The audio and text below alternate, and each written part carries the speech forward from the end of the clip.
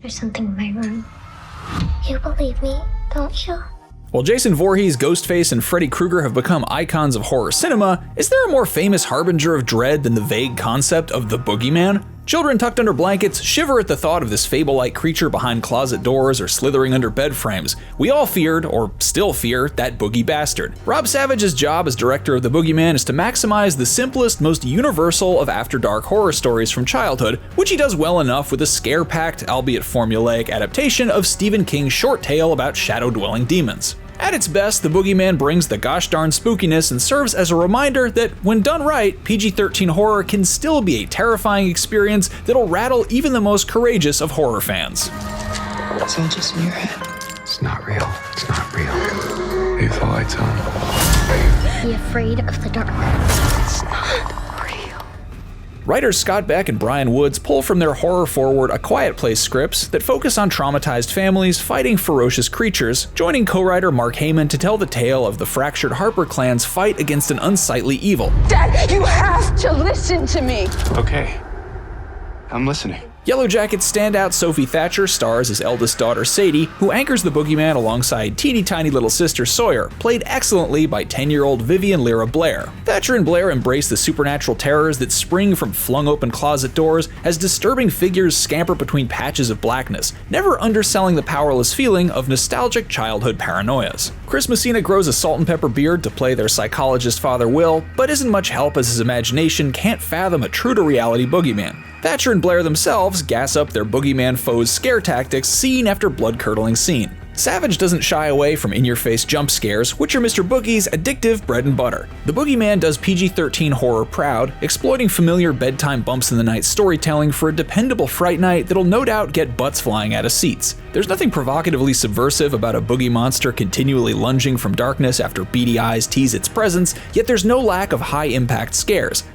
I'm serious, Sawyer. I need to be alone. Savage validates humanity's collective anxieties surrounding the dark by scaring the literal piss out of Sawyer and Sadie, rarely wasting an opportunity to shred our nerves as nightfall brings another slew of Boogeyman-related nightmares. Expect this one to be a sleepover super hit once it's released on streaming. What is this supposed to be? It's the thing that comes for your kids when you're not paying attention.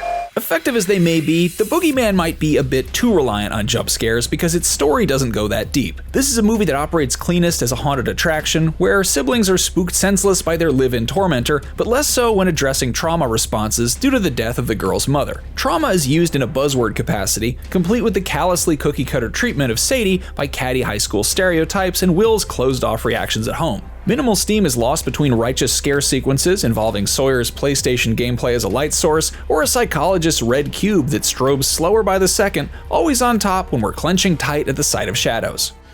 It's not real.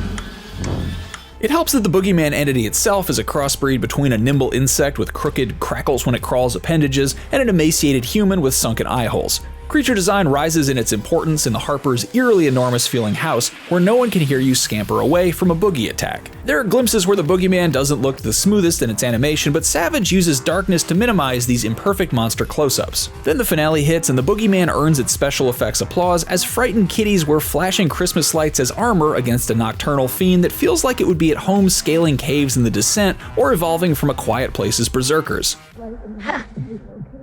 Sweetheart, let me handle it. There's a keen enough balance to withhold full-body reveals without shelving monster madness until later acts, making sure a camera-shy creature doesn't rob us of full-throttle defenses against soul-sucking evil. You believe me, don't you? The Boogeyman is the scariest horror film of the year so far, as Rob Savage once more proves that PG-13 ratings don't have to be shackles. But scares aren't everything, and this familiar trapped with a monster setup can sometimes be its own worst enemy as the story meanders between frightful imagery. Thankfully, its cup overfloweth with nightmare fuel, elevating the otherwise standardized storytelling that doesn't reach all that far beyond generic outlines of marginally better families versus demon showstoppers. The Boogeyman is a capable creepshow built for mass appeal that gets the job done because at the end of the day, scary is as scary does. For more horror, check out our reviews of Renfield. Did I watch you cut a guy with a decorative serving platter? And Evil Dead Rise. I had the most beautiful dream. And for everything else, stick with IGN.